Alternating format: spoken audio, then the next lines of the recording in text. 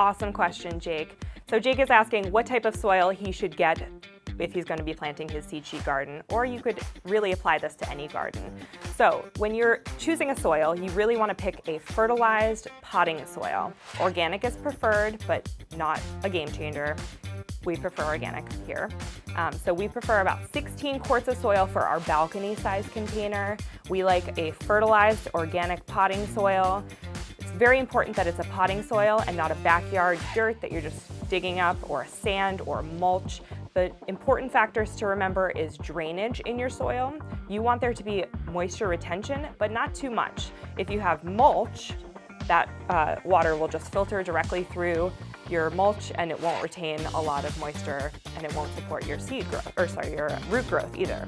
The other factor you want to think about is nutrients. A fertilized potting soil will have a lot of really awesome nutrients in it, so you want to make sure that you're getting a fertilized soil. The other thing you want to think about is the support of your root structure. So if you're using a sand, it's very difficult for your root structures to grow and to grow well in a sand product.